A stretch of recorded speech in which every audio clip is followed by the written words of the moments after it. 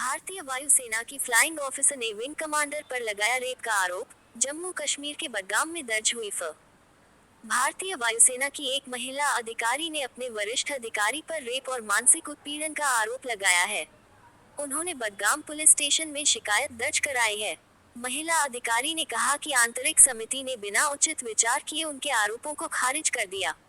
IAF जांच में पूरा सहयोग कर रही है। 31 दिसंबर की रात पार्टी के बाद कमरे में बुलाया, ओरल सेक्स करने को कहा, यौन उत्पीड़न किया। सेना की कमेटी में शिकायत पर नहीं हुई कार्रवाई। भारतीय वायुसेना की एक अधिकारी ने एक अन्य वरिष्ठ अधिकारी के खिलाफ पुलिस में शिकायत दर्ज कराई है। सेना के अधिकारी ने दूसरे अधिकारी पर रेप, उसकी गरिमा को ठेस पहुंचाने और लगातार मानसिक उत्पीड़न का आरोप लगाया है। मामला जम्मू कश्मीर के श्रीनगर वायुसेना स्टेशन का है। अफसर ने यह भी दावा किया है कि बल की आंतरिक समिति ने बिना उचित विचार किए उसके आरोपों को खारिज कर दिया।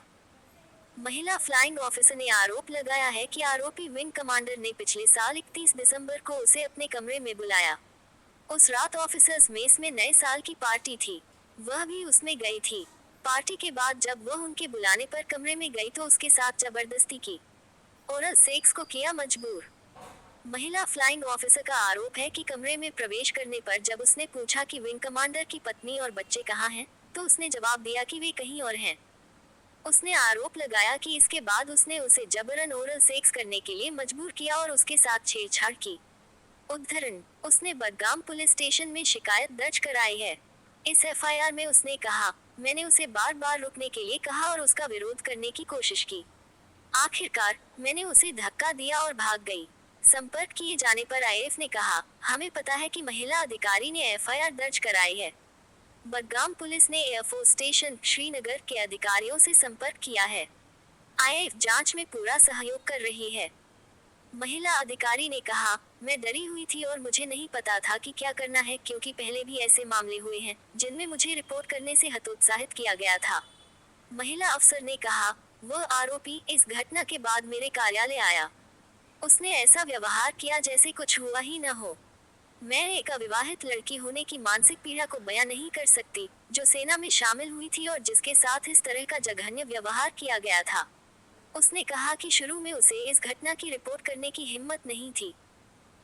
जब उसने दो महिला अधिकारियों को घटना के बारे में बताया, तो उन्होंने उसे स्टेशन के उच्च अधिकारियों से शिकायत करने के लिए कहा, जिसके बाद जांच के आदेश दिए गए। लेकिन जब उसने 29-30 जनवरी को अपने बयान की रिकॉर्डिंग के दौरान आरोपी की मौजूदगी पर आपत्ति जताई, तो प्रशासन की गलतियों को छिपाने के लिए जांच बंद कर दी। इसके बाद महिला अधिकारी ने यूनिट की आंतरिक समिति आईसी को एक नया आवेदन दिया। आईसी का गठन 2 महीने बाद ही हुआ। उसने कहा, यौन अपराधी की सहायता करने के लिए स्टेशन अधिकारियों का पक्षपात बहुत ही दुखद था।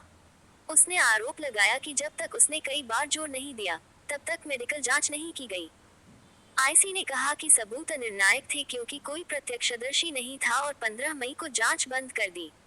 उसने कहा कि क्या ये सामान्य ज्ञान नहीं है कि कोई गवाह के सामने यौन उत्पीड़न नहीं करेगा। उसने कहा, मुझे इन लोगों के साथ घुलने मिलने और अपने उत्पीड़क के साथ कार्यक्रमों में भाग लेने के लिए मजबूर किया जाता है।